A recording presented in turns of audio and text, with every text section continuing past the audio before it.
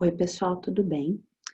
Nessa semana, a gente vai continuar o conteúdo que nós começamos já eh, há 2 ou 3 semanas, que é o capítulo sobre a lógica e a linguagem.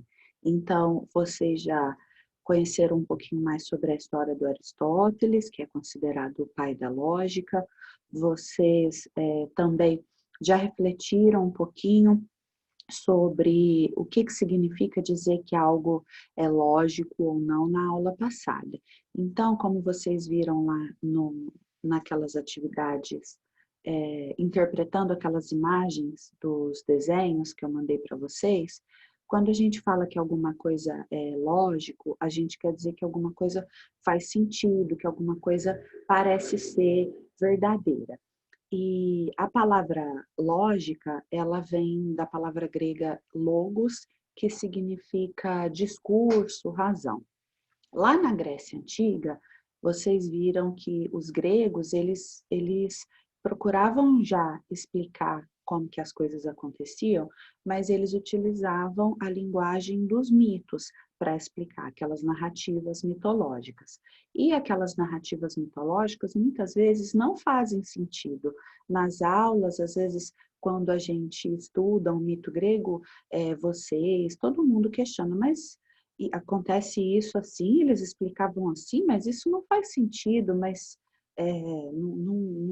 não cabe aqui, que coisa que povo esquisito, mas é porque eles não tinham ainda desenvolvido essa habilidade de pensamento que nós temos hoje, racional, que estava surgindo nesse período com a filosofia e as ciências e a matemática, esse pensamento racional, esse pensamento baseado em fatos verdadeiros. E aí o Aristóteles, ele estudou os filósofos que tinham vindo antes dele, organizou as obras numa obra chamada Órgano, e aí ele também acrescentou as reflexões dele, ele foi aluno do Platão, e ele foi professor do Alexandre Magno, do Alexandre Grande, e aí ele procurou criar uma ferramenta, um método para você conseguir chegar no conhecimento verdadeiro, num conhecimento confiável, que você saiba que é verdadeiro, que não é fácil. E aí, então, nessa aula e na aula que vem, vocês vão ver quais são os passos que o Aristóteles criou para essa ferramenta, para esse método que ele criou, que é a lógica aristotélica. A lógica aristotélica, ela é baseada no silogismo. O que é um silogismo? Um silogismo é um tipo de raciocínio onde você tem duas informações ligadas entre si, que são chamadas de premissas, e dessas duas informações você consegue chegar a uma conclusão. Por exemplo, eu sei que todo goiano, toda pessoa que fala eu sou goiano, é porque ela nasceu em Goiás, no estado de Goiás, no Brasil. E eu sei que Goiás é no Brasil, portanto, eu sei que todo mundo que nasceu no estado de Goiás é brasileiro também. Então, eu tenho duas informações. Primeiro, que todo goiano nasceu em Goiás. Segunda, que todos que nasceram em Goiás são brasileiros. Portanto, eu posso chegar à conclusão de que todo goiano é brasileiro. E aí, então, a partir perdão, dessas duas informações iniciais, dessas duas premissas que eu tenho, que estão relacionadas, que têm ligação, né? Então, as duas estão falando do estado de Goiás, eu consigo, a partir dessas duas informações, dessas duas premissas, chegar numa, numa conclusão, que é a de que todo goiano é brasileiro. E aí, a minha conclusão, ela pode estar correta ou não. Quando eu estou falando do silogismo do Aristóteles, eu tenho que ter bastante atenção para se esse argumento, se essa afirmação ou negação, que eu também posso fazer um silogismo que nega alguma coisa, eu tenho que tomar cuidado para prestar atenção se esse argumento é válido.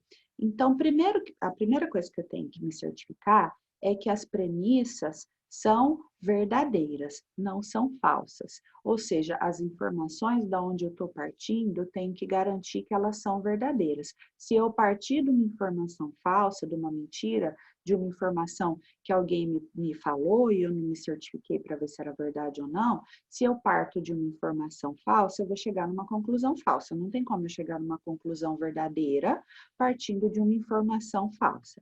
Então, primeiro de tudo, eu tenho que me certificar de que eu tenha duas informações, duas premissas, e que essas duas premissas são verdadeiras, são fatos comprovados, são verdades. Aí eu posso tirar uma conclusão. Mas mesmo com as minhas duas premissas sendo verdadeiras, eu posso chegar a uma conclusão errada. E aí, nesse caso, essa minha conclusão, esse meu argumento vai ser considerado inválido. Por exemplo, eu tenho uma premissa que diz que todas as aves têm asas, e uma segunda premissa que diz que os morcegos têm asas. Então, eu tenho duas premissas verdadeiras, é fato, é verdade, que todas as aves têm asas e que os morcegos têm asas também.